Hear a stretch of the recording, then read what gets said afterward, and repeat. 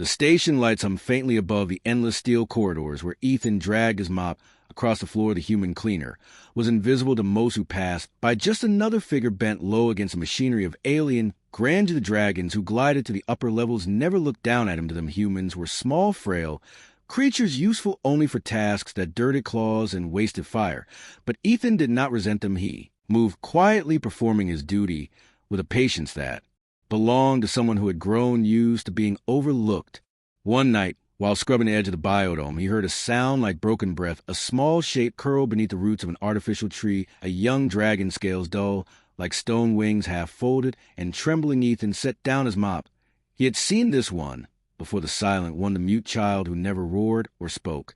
He was Kale, the disappointment, whispered about by his kind, a dragonling who carried a curse.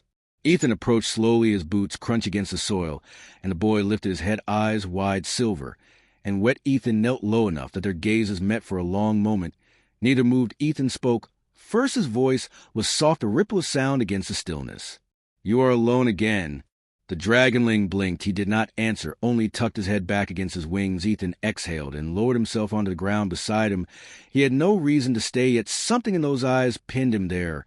They reminded him of mirrors he had once avoided when his own silence was heavy with shame. He took out his rag and twisted it between his fingers in nervous habit. Then he spoke again. "My name is Ethan. I clean floors, I fix leaks, I listen when nobody else does." Kale twitched at the rhythm of the words. The boy did not speak, but his head tilted, as if measuring the sound. Ethan recognized the spark. He leaned closer. "You understand me, don't you?" A slow nod, barely more than a breath. Ethan smiled for the first time in weeks. It was a fragile thing, a human grin beneath the shadows. He picked up a loose pebble from the soil and held it out. The dragonling hesitated, then accepted it. His claws closed around the stone, as if it were treasure. Ethan whispered, "Stone." Kale stared, his lips parted, but no voice emerged, only the soft rasp of air. Ethan was patient, he repeated, "Stone." Kale shifted shoulders, trembling. He closed his eyes, but still no word came. Ethan did not push, he only stayed beside him until the child stopped shaking together. They sat in silence, two forgotten lives bound by an unspoken need. Days turned to weeks. Ethan returned night after night. His cleaning shift stretched long, but always he found his way back to Biodome. Kale waited, each time half hidden, but brighter than before. Ethan taught him sound, the hiss of esterol, of art, a hard tap of tea. Kale failed, and failed again. Frustration made his claws dig trenches into the dirt. Yet Ethan never left. He spoke calmly, slowly, shaping the world with syllables. He told Kale stories of earth, of rivers that sang and skies that burned. Gold he spoke not as a teacher, but as someone who wanted another voice beside his own. One evening, Kale pressed close, his silver eyes blazing. He opened his mouth, and a rough sound cracked through the air. It was broken, jagged. Yet it was a word. Ethan froze, his chest tightened, and he whispered, "Say it again." Kale tried, lips trembling, until the sound formed clearer this time. The word was small, but it carried weight. "Friend." The air between them shifted. Ethan felt warmth coil through his bones, stronger than any fire. He laughed, a sound that startled the boy, but did not drive him away. Kale grinned, clumsy, wide. He had spoken at last. Neither of them noticed a vast shadow that moved beyond the biodome wall. A figure lingered high in the glass above, watching unseen. The dragon mother observed silently. Her eyes were molten, and ancient. Her child had found a voice not through dragon fire, but through human patience. Ethan did not know he was not alone. Kale leaned against him, exhausted, but smiling. Ethan looked down at the dragonling and whispered, "You did it." Kale answered not with words, but with a sound between a laugh and a sob. And though Ethan could not name it, he knew it was hope. Kale's first word lingered in Ethan's mind like an echo long after that night. Each return to Biodome felt different now. The boy waited for him, wings folded tight, eyes burning with eagerness. Each lesson was a struggle, yet each small sound was a triumph. They sat close to their breasts, mixing the cool air. Ethan would speak, slowly pointing to objects, stones, water, branches, repeating, until Kale's lips shaped the syllables. He stumbled over many, but he never stopped trying. Ethan saw in the reflection of his own past. A boy once mocked to being slow to learn, a man dismissed as unworthy of anything beyond mopping corridors. Patience had been the only weapon he carried. Now it became Kale's shield. Every success the child found was carved through persistence. Every failure answered with Ethan's steady calm. One evening, Kale formed another word. His voice rasped low like gravel, but the meaning struck deep. "Name." Ethan blinked and smiled. He tapped his chest and said, "Ethan, Slowly, Kale lifted a claw, pressed it against his own scales, and whispered, "Kale, the sound of his name filled the dome like the breaking of chains." Ethan laughed not at him, but with him, and the boy's wings fluttered in pride. Their secret meetings became ritual, yet secrets on a station. This vast never stayed hidden for long. A group of young dragons came prowling one night, sneering. When they found Kale crouched beside the human, they taunted him, calling him broken scale, whispering that his silence was a curse. Ethan rose to shield him, but Kale's lips parted, raw voice cracked through the insults. "Stop." The word came rough and perfect, but strong enough to freeze the mockery. The young dragons stared, disbelief etched across their faces. They scattered with nervous glances, promising to spread whispers. Ethan placed a hand on Kale's shoulder. "You were brave." Kale trembled, but his eyes shone with fierce light. He had tasted his own voice, and it could not be taken back. Soon the rumor wound through corridors, carried to ears that should never have heard dragons, believed only their elders could awaken speech in their young. The idea that a human cleaner had done so was more than scandal, it was blasphemy. Ethan felt the weight of glances on him now. Aliens of every kind turned to watch when he passed. Dragons, in particular, narrowed their eyes for the first time in his life.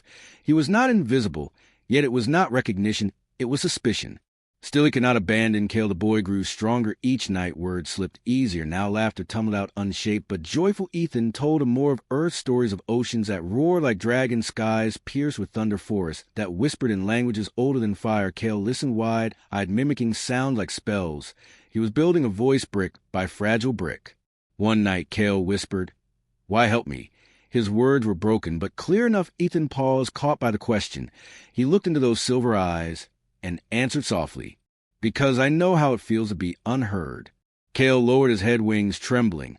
He pressed his claw against Ethan's chest just above his heart and whispered again, "Friend." But unseen by both of them, a shadow rippled through the glass canopy high above. The mother still watched her massive form veiled by darkness. Her gaze burned with conflict, pride, and fear, and something else older than both. Ethan did not sense it. Kale did not dare speak of it, but her presence thickened the air. Days stretched on. The whispers among dragons hardened into murmurs of outrage. The elders would not ignore it for long. Ethan knew trouble was coming. He caught the looks of guards, their disdain sharpened into warning. But he chose silence, for Kale's laughter was worth any price. Their lessons ended one evening with Kale's voice carrying farther than ever before. He shouted across the dome, testing strength. His cry echoed off the steel walls, startling birds from the trees. Ethan laughed and clapped, while Kale glowed with triumph. Neither noticed that beyond the leaves of the dome's edge, heavy claws pressed into soil. The mother had stepped closer than ever. Her breath steamed against the glass. Her eyes burned with unspoken judgment. Ethan placed a hand over Kale's shoulder, whispering, "You will not be silent again." And though Kale grinned, he could feel the weight of something vast pressing down on him, something coming closer with each word spoken. Kale's voice grew stronger with each night. His words no longer cracked with hesitation. He asked questions about Ethan, about Earth, about the stars beyond the station. His laughter rang bright and fierce. Ethan felt pride that reached deeper than anything in his quiet life, yet the walls around him seemed thinner. Now each syllable Kale spoke threatened to bring the weight of an entire species down upon them. The rumors had become fire. The Council of Dragons summoned Ethan to their hall, a cavern carved into the highest level of the station, where light blazed off scales like molten mirrors. Ethan stood small and unarmed before creatures older and larger than him. The elders sneered at the sight of a human cleaner. They spat, not a scholar, not a warrior. And yet whispers claimed he had awakened the silent child. They called it insult. They called it crime. Ethan's voice did not waver. He told them he had not forced Kale. He had only listened. He had only given the boy patience when no one else would. But the council laughed. His words to them were weakness. Humans were meant for labor, not legacy. They declared Kale cursed beyond redemption, and the human guilty of trespass. Then a sound rose behind Ethan. Kale had followed. Despite warnings, the boy stepped forward, eyes blazing. Silver his wings flared, though small his chest swelled, and his voice thundered across the chamber. "He is my teacher." The council froze. The mute one who had never spoken now commanded their attention. His words rolled unbroken, raw, and powerful. Silence fell like stone. Dragons who had mocked him stared, wide-eyed. Dragons who had pitted him bowed their heads. Ethan turned stunned to see Kale standing taller than ever before. From the shadows of the chamber came a deeper rumble. The walls quaked as a figure emerged, a dragon vast beyond measure, scales dark as obsidian, eyes molten gold. The mother, Lady Seraphis, the matriarch of Kale's line, her presence consumed the chamber, and silence deepened until even the council lowered their heads. She moved forward each step. Thunder. Kale trembled, but did not retreat. Ethan felt her gaze pierce through him, stripping him bare. She lowered her head close enough that her breath washed over him hot as fire, yet her voice came measured, ancient, and sharp. You are the human who gave my son a voice. Ethan swallowed his fear. He stood straight.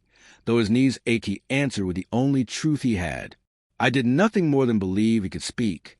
Her eyes, narrowed sparks of fury, clashed with something gentler within them. She turned her gaze upon Kale. He stood unshaken, his voice carried again, firm though trembling at the edges. Mother, I speak because of him. The council erupted in gasps. Their world of tradition shuddered in that moment. The law said no dragonling could find speech without elder fire. Yet here Kale was a child made strong not by dragon blood, but by human patience. Seraphis studied her son, then turned her gaze back to Ethan. The chamber seemed to hold its breath, waiting for her judgment. Ethan felt his chest tighten. He had no claim, no right to stand in their sacred hall. Yet he did not lower his eyes. He thought of Kale's first word, friend. He thought of every night spent in silence, broken only by stubborn hope, and he met her gaze without flinching. For a long time she said nothing. The weight of her silence pressed like mountains, then her voice rolled low. You defy our ways, human, yet you have done what no dragon has. Ethan opened his mouth to speak, but her eyes silenced him. She lifted her head, towering above both child and cleaner, her wings unfurled, blotting out the chambers. Light the council cowered, yet Kale only stepped closer to Ethan, his small frame standing in the shadow of his mother. The air trembled around them. A choice was being carved in the silence. Seraphis could crush him with a single breath. She could burn him to ash for daring to claim what belonged only to dragons, yet she did not. She stared at Ethan with fire and conflict, as though weighing not his strength but his heart. Ethan finally spoke again, his voice soft but unbroken. I did not come to steal from you. I only gave him what I never had, someone who listened. Kale's voice followed, sharp and clear. He gave me life. The chamber shook with the force of those words. For the first time in centuries, a dragon child had chosen a human over his own kind. of council recoiled, their anger flared, but they dared not speak above the matriarch. Seraphis lowered her gaze one last time and whispered a sentence that silenced even the storm in her own eyes. This is not the end, human. Her wings folded back her body, turning away, yet her gaze lingered upon Ethan, heavy with promise. He realized then that his greatest trial had only begun, for the mother had spared him tonight. She had also marked him. Kale leaned close, whispering one word heavy with defiance and pride. Together, Ethan placed a hand on the boy's shoulder, but his eyes stayed locked on the vast figure of Seraphis fading into the shadows. He knew the story was far from finished. The days that followed were heavy with silence. Though Kale had found his voice, the weight of it pressed upon them both. The council spoke of exile, of punishment, of stripping Kale his place among his kind, yet the boy stood firm. His words, once fragile, now cut like stone. He refused to yield. Ethan walked beside him, though whispers hissed. At every corner, humans do not belong, they said. Humans cannot change the blood of dragons, but still he stayed. One night the summons came. Lady Seraphis demanded their presence, not in the council hall, but in the great dome where skies stretched wide beneath glass and stars burned beyond steel. Ethan felt the ground tremble as she descended. Her wings darkened the world. Her eyes burned molten fire. Kale stepped forward. Without fear, his voice rang across the space. Mother, I will not return to silence. Seraphis lowered her head until the dome shook, her gaze fixed on Ethan, sharp and searching. You gave him words. Ethan met her stare, though his heart thundered. He nodded once. I gave him patience, I gave him belief, he gave himself the rest. Her eyes narrowed, her tail swept the earth, as though she weighed the cost of mercy against the demand of tradition. The council gathered at the edges, watching, waiting for judgment. Kale's claws dug into the soil. He trembled, yet stood tall. Without him I would still be nothing. Kale cried, his voice cracked with force. Without him I would still hide. The dome echoed with his defiance. Dragons shifted uneasily, for they could not deny the truth they heard in his tone of mute. One was mute no longer, and no elder could claim the honor of awakening him. Only a human had done this. Seraphis turned slowly, her wings rose vast and endless. The council bowed low, waiting for a decree. Her voice fell heavy as mountains. A human cleaner dared to shape what dragons could not. Ethan swallowed. He stepped forward, though smaller than her shadow. He spoke again. I never sought to shape him, I only saw him. For a heartbeat silence ruled, then the mother's gaze softened just enough to break the tension. She looked upon her son, his scales catching light, his chest rising with pride. For the first time in centuries, a dragon child had found voice through love, not lineage. Seraphis thundered her verdict. Then let all witness the voice of Kale. is his own, and no law will strip it away. The council erupted, some in outrage, some in awe, their order fractured, yet none dared oppose her. Kale cried out a roar of joy, the first true roar of his life. It shook the dome and scattered the birds into the night. Ethan smiled faintly, for he knew this was a moment carved into history. But Seraphis was not finished. She lowered her gaze upon Ethan one last time. You have done what should have been impossible, human. You have awakened more than a child. You have awakened doubt in every law we hold. Her words were not praise, they were warning, yet beneath them lay something else, a recognition that would never fade. Ethan bowed his head not in submission, but in quiet respect. I did only what anyone should do. Listen. Kale pressed close, his voice soft yet fierce. Together, the mother turned her eyes to the stars above them. The dome glimmered, and for the first time Ethan saw wonder in her gaze, not only fury. She had watched him all along. She would watch him still, not as prey, not as pest, but as possibility. The council dispersed, muttering. The dome emptied, until only three remained: the boy who had once been silent, the mother who had once despaired, and the human who had given them both a reason to believe. Kale lifted his voice once more, his roar spilling into stars so loud that even the farthest halls of the station carried its echo. Ethan stood at his side, mop still leaning against his shoulder, silent, yet smiling. He did not need to roar. The boy's voice was enough. And though he did not know it, the mother's eyes never left him. A quiet flame of respect and fear burned there, for she wondered what other voices this fragile human might awaken.